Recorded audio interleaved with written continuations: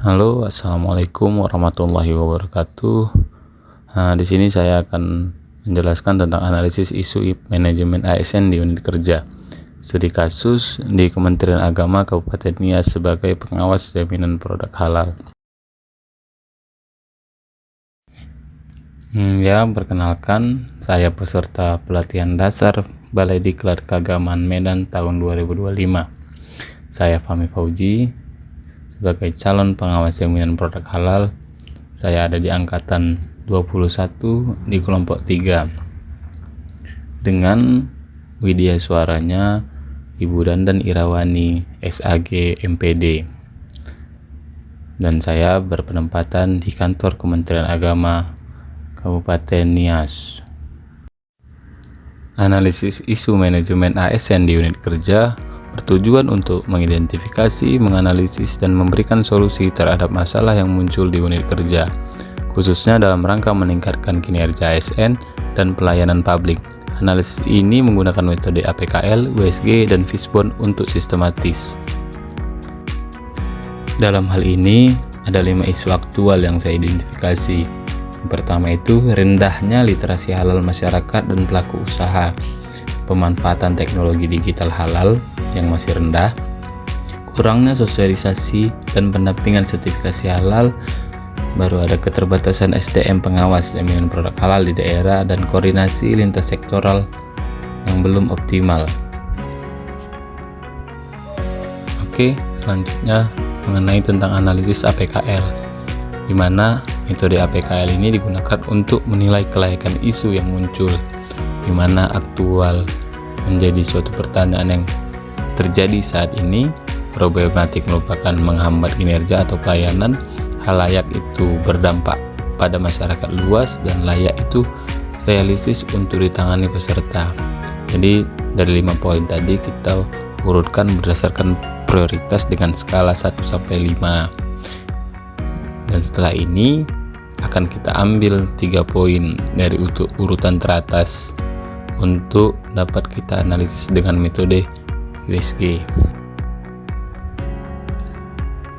Di mana analisis USG ini kita ambil 3 poin teratas, yaitu untuk menilai tingkat urgensi, keseriusan, dan potensi perkembangan masalah, di mana U yang berarti urgensi menyatakan seberapa mendesak isu ini, dan seriousness yaitu seberapa besar dampaknya, dan growth menyatakan potensi isu berkembang lebih besar jika tidak ditangani.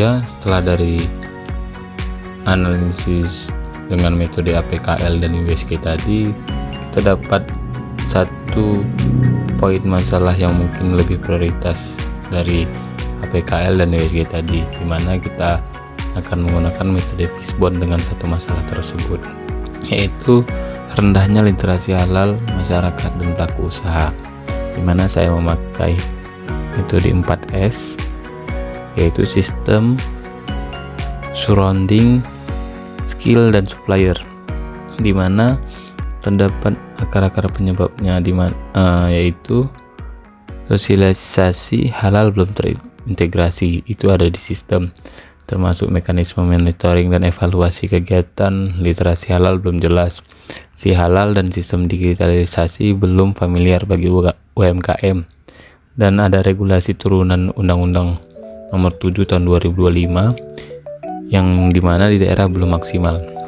Baru itu ada surrounding atau lingkungan, itu penyebabnya di mana wilayah geografis merupakan wilayah kepulauan, minimnya media lokal yang konsisten menyuarakan halal, rendahnya kesadaran masyarakat karena budaya dan tradisi belum mengkaitkan halal sebagai standar hukum, dan dukungan Pemda dan stakeholder lokal belum optimal. Setelah itu ada skill, di mana faktornya itu adalah jumlah pengawas jaminan produk halal masih terbatas, kemampuan komunikasi publik dan digitalisasi belum merata, SDM pelaku usaha minim pengetahuan administrasi dan teknis sertifikasi halal, dan belum adanya pelatihan berkelanjutan terkait sosial kreatif. Yang terakhir itu ada supplier, di mana anggaran sosial halal terbatas, dukungan BPJPH, MUI, dan Pemda belum terkoordinasi penuh, dan minimnya penyedia sarana edukasi seperti buku panduan, modul lokal, dan konten digital. Dan selain itu ada kurangnya kolaborasi dengan komunitas UMKM dan organisasi masyarakat. Oke, dari metode-metode sebelumnya kita menemukan gagasan kreatif nih, di mana rendahnya literasi halal masyarakat dan pelaku usaha disebabkan oleh belum optimalnya peran pengawas jaminan produk halal dalam sosialisasi, edukasi, dan pendampingan akibat keterbatasan sistem, lingkungan, kompetensi, serta dukungan stakeholder. Ada 4 poin, yaitu sosial kreatif, di mana pengawas CPH membuat kampanye halal dengan media digital seperti infografis, video singkat, konten medsos dengan menggunakan bahasa lokal, dan edukasi langsung seperti di desa dan kecamatan. Baru ada kemitraan dan kolaborasi, di mana kita menggandeng Pemda, MUI, bahkan sekolah dan marketplace untuk memperluas jangkauan edukasi. Dan terakhir itu mungkin kita membuat halal corner, di mana pojok informasi halal di kantor Kemenak, pasar, dan pusat UMKM untuk konsultasi cepat dan menambah wawasan lebih luas. Sekian penjelasan dari saya. Assalamualaikum warahmatullahi wabarakatuh.